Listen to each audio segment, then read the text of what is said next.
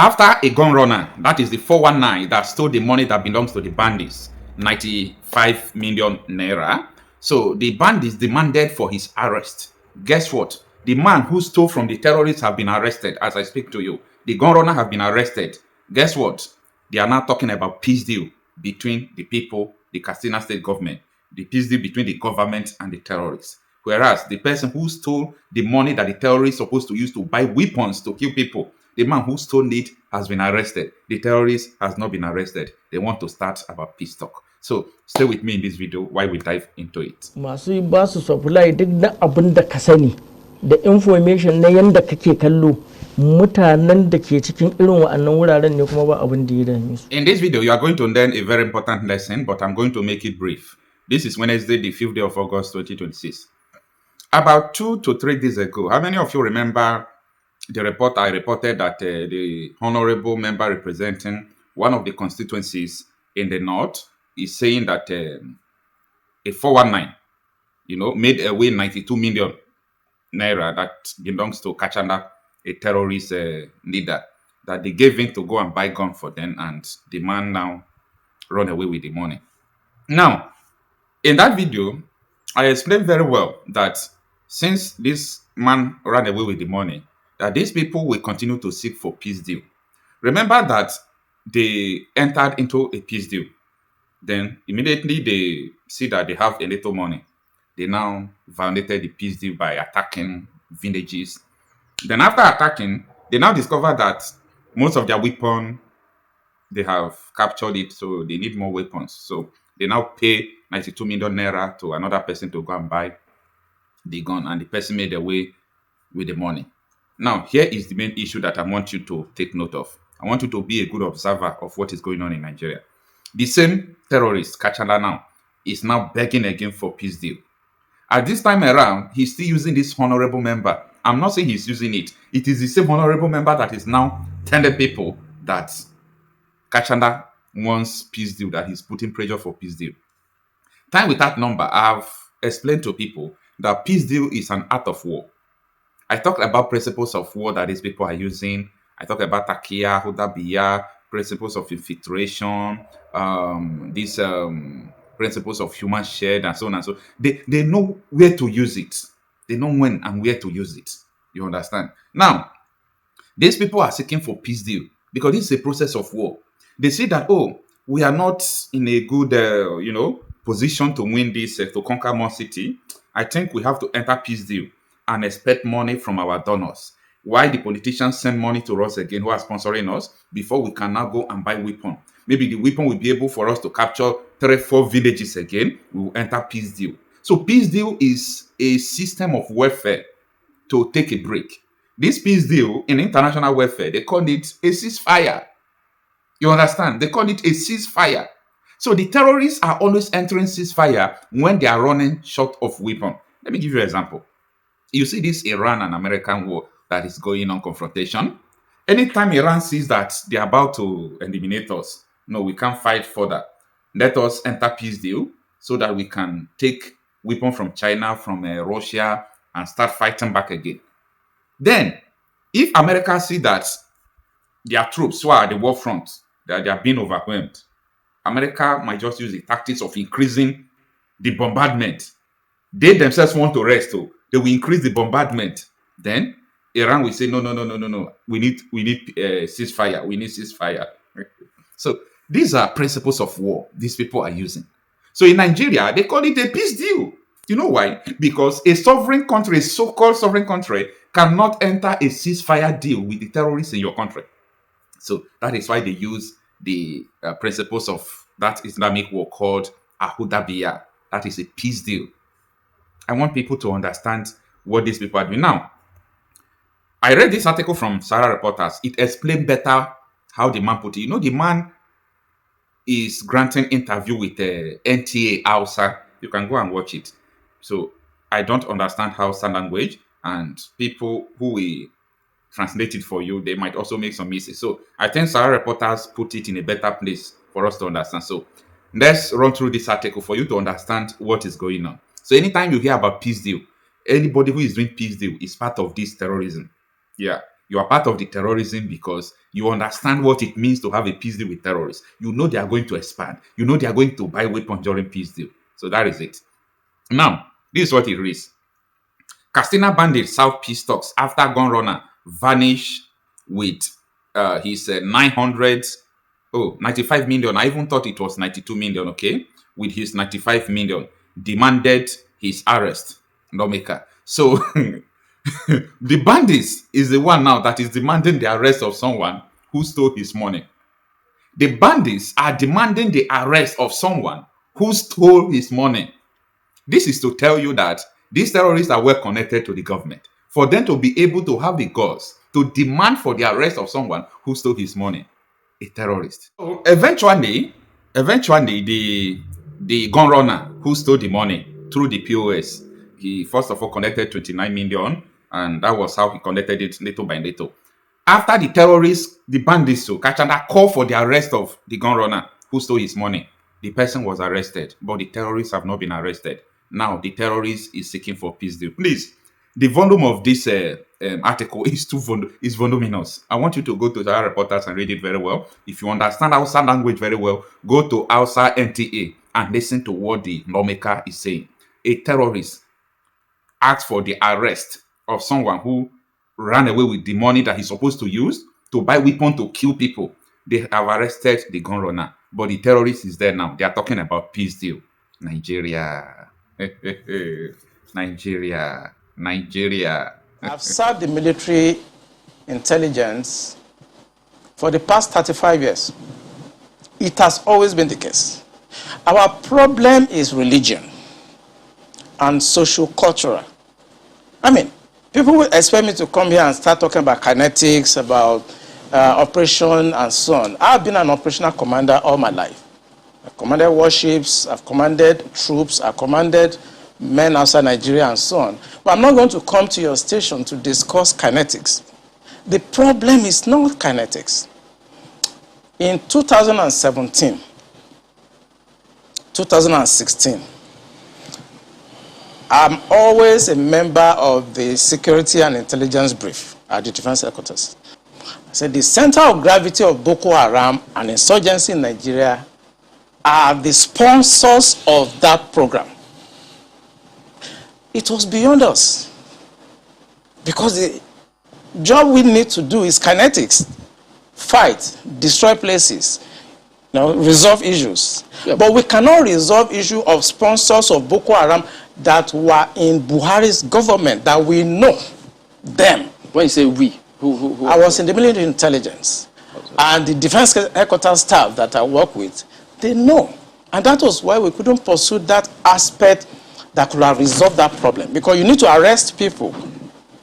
And recently, 400 people were gathered as sponsors of Boko Haram. Why is it that the government has refused to try them? You remember this Boko Haram issue started since 2012. Yeah. And I was in the military intelligence that time. We arrested those people. It is my organization that actually conducts interrogation and interview. And they mention names. I mean, I can't come on the air and start mentioning names of people that are presently in government now that I know. Presently in government. That the boys that we arrested mentioned. Some of them are governors now. Some of them are in the Senate. Some of them are in Aso Rock. Why should a government try to cause this kind of embarrassment and insecurity to the sense of what happened yesterday? And the solution I gave them in 2017, because when I identified the center of gravity for General Lonshokin, and they couldn't pursue it, because some of them were ministers. And what I'm saying now, the Department of State Services are listening to me.